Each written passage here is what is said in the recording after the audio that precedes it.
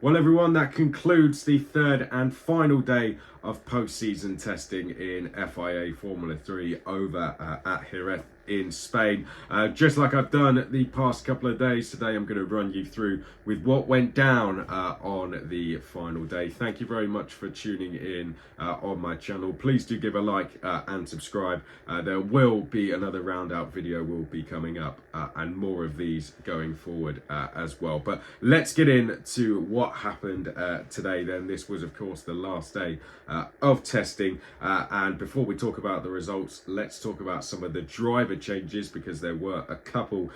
First of all, at ART, Brad Benavides, who raced this season with Carlin, bit of a difficult year for Brad Benavides. He jumped into ART replacing Kalen Frederick. It's been a fantastic test for Kalen Frederick, in the top 5 pretty much both days. He's been one of the standout performers, jumping across of course from Hitech to ART for this test, so well done to him. Brad Benavides, a lot to live up to there. And as for Campos, Francesco Pizzi sat the day out yesterday, has jumped back in today, replacing Christian Mansell, who has stepped out to go and race in the Euro Formula Open over at Monza. Okay, in terms of the result, just like I did yesterday, I'm going to go through the top 10 overall, and just like we've had pretty much now both days, all the top 10 times came in the morning session. The quickest driver overall was Franco Colapinto. He saved the best till last. He is the top seed, 9th place in the championship last year, a 129.617. There was less than a tenth between him, Oliver Goethe in second, and Oliver Goethe's Trident teammate Gabriel Bortoleto in third, once again going along really well there in third place. So hugely close between all three of them, about 800 between those three drivers. Fourth place, a solid end to the week. The fourth and final driver to go sub 130 was Gabriele Mini. On home soil, Pepe Marti, once again a fantastic performance. He's always been in the top 10. 5th place for him. Dino Beganovic returned to the top 10. He was 10th on the first day of testing. He got back in there with his best result.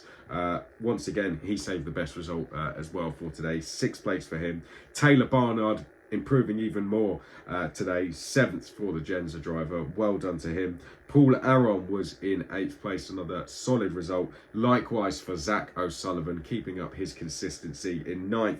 And Boya snuck inside the top 10 to keep 2 MP Motorsport cars in the top 10 there. A well done to Boya, that his first appearance in the top 10. And like his teammate Franco Colapinto, saved the best for him until last. Now, just like yesterday, I've written down a few points for us to take away. So here, 5 points to take away from day 3. First of all, Colapinto saved the best until last. Top seed, as I mentioned, coming in to the test. 4 of the top 15 from the season competed in the test, and he's the only one that finished in the top 10 of the championship. So that comes with a lot of pressure, but he really did live up to that, going quicker today. He was pushed very hard, but Franco Colapinto put MP Motorsport fastest, and that makes him one to watch and establishes himself as the top seed going into next season. Only 3 returning drivers in the top 10, showing just how open next year could be. Now, one of those is Franco Colapinto. The other is Zak O'Sullivan, and the other, he was 9th, and the other after that is Pepe Marti in 5th place. So of the top 10, only 3 drivers in that raced this season. Now, you could argue that the others were playing different tactics. However, what I personally think this means is that a lot of these drivers have found their feet incredibly quickly. And I think, just like I said I posted this on social media when we saw the initial entry list, it's going to be a wide open season next year. And I think that just goes and proves it. Prema, all three cars in the top 10 for them, with Beganovic leading the charge, the man with one hand on the FIA title. We haven't really seen them do that so far this week, but they have now gone and done it right at the end. Sometimes Prema like to save the best till last. Sometimes we never really see them show what they can do fully in tests, but nevertheless, all three cars in the top 10 is a fantastic way for them to end the test. We saw Hitech do it on day one. We saw Trident do it yesterday. Now we go and see Prema, the team, do it today. Mini, Marti and O'Sullivan in the top 10 on all 3 days. They've been standout performers of the test, along with Kalen Frederick. He wasn't, of course, competing today, but I'd say he and those three have been the standout performers. But Gabriele, Mini, Pepe, Marti, Zak O'Sullivan, at the end, when the times have been combined on all 3 days, they have always been in the top 10. So hugely impressive, particularly for Gabriele, Mini, as I said yesterday, coming in new. But those three, Mini, Marti and O'Sullivan, going to be ones to watch next season if it stays like this. And overall, 6 different teams in the top 10, showing next year could see a number of different winners and podium finishers. MP Motorsport, Trident, Hitech, Campos also up there, Prema and Jenzer as well. Loads of different teams being represented in the top 10, which means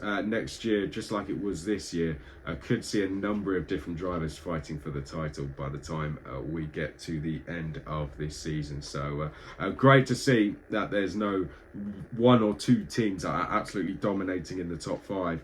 It's pretty closely fought between a few teams, and that is really great to see. So a well done to all those teams and those drivers as well. Well done to all the drivers that competed. It's been fascinating to watch.